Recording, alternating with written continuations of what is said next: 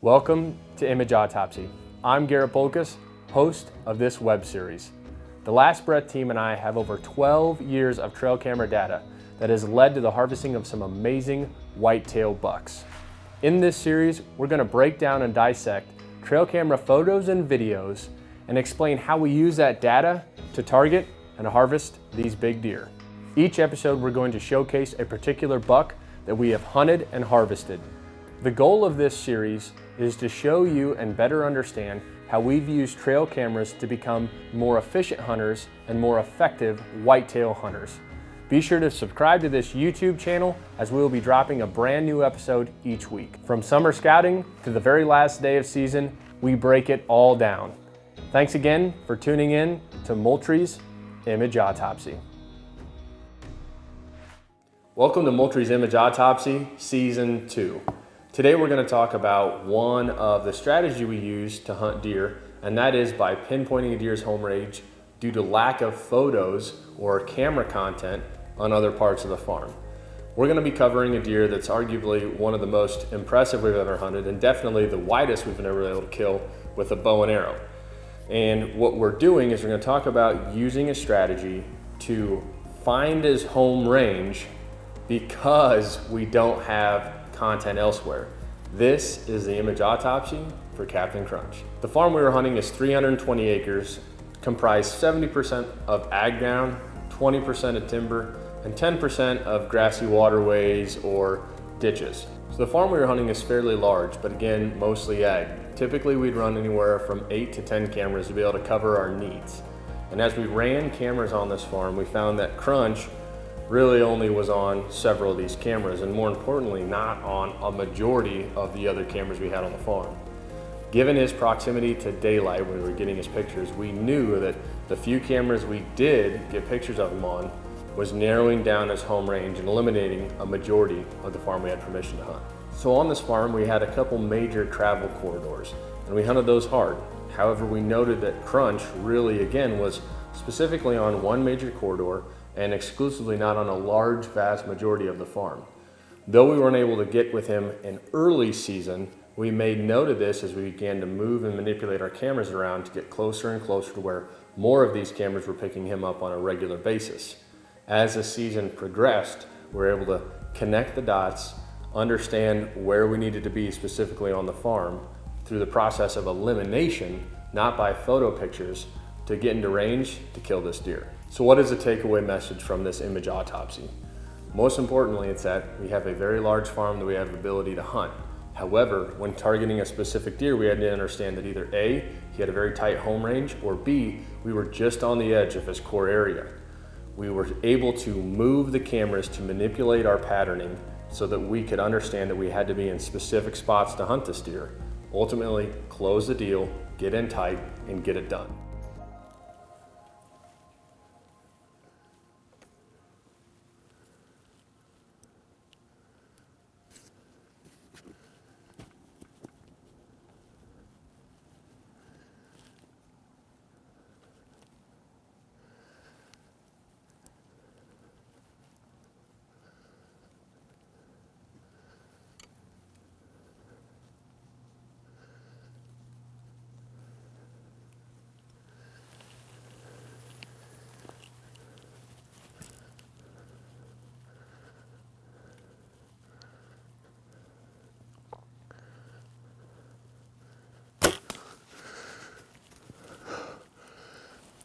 Oh, did I smoke him?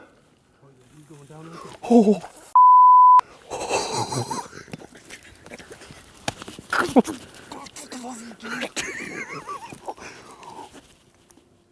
He's going down right there.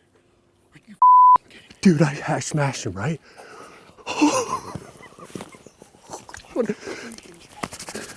Dude. oh, that's Crunch. I love you, dude. I love you, dude.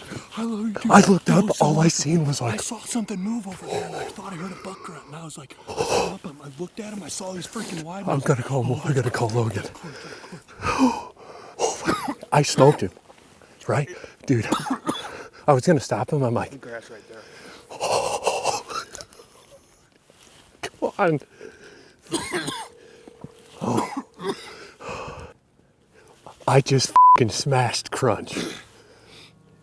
Came right into the decoy. I didn't even call. Oh, and I'm pretty sure he died. Like, He was like dying as he hit the edge of yeah.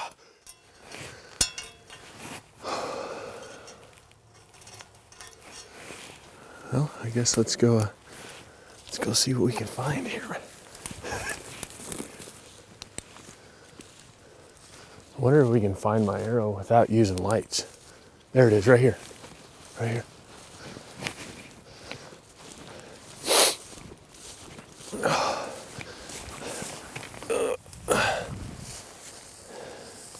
Oh yeah.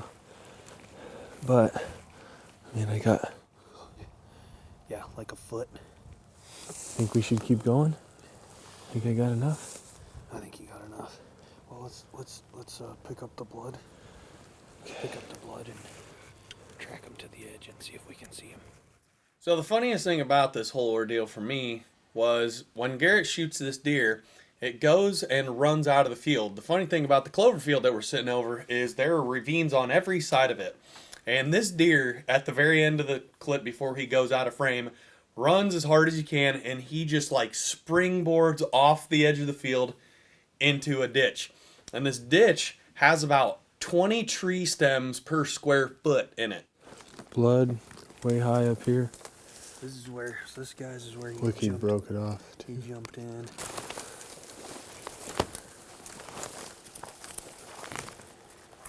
Well, here it is, guys.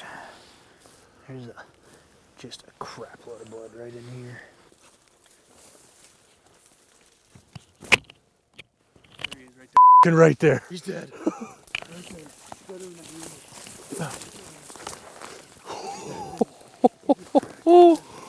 Oh, crap. Yes. Yeah, baby.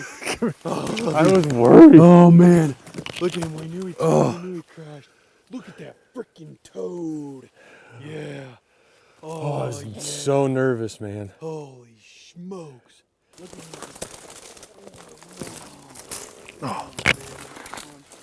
Dude, Oh, he is a hammer togan, man. Yeah. Wow. What a I mean, look at that. Oh yeah, he's 2 feet inside. He's 2 feet Oh. inside. Yes. Shit. Well, looks like I'm gonna have to go see Wayne here in a little bit. All right, before we drag him or get him live, I think I'm just gonna start trying to hump his ass out of here.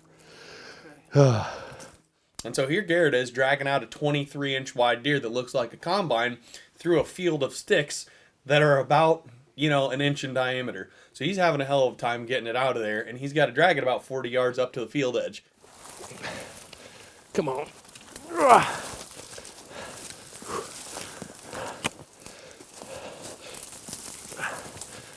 The story is Crunch is gone. So if you guys aren't a part of the inner circle, which you should be, you've already seen this. We showed it to them first. This is a deer we call Crunch. Shot him tonight at 512, 513. And gosh, man, I'm still riding the high. Like, I was shaking like a dog shitting razor blades after I shot this buck. Probably the widest deer I've ever killed. To give you guys reference, there is probably another 3 inches at least. And this deer is amazing.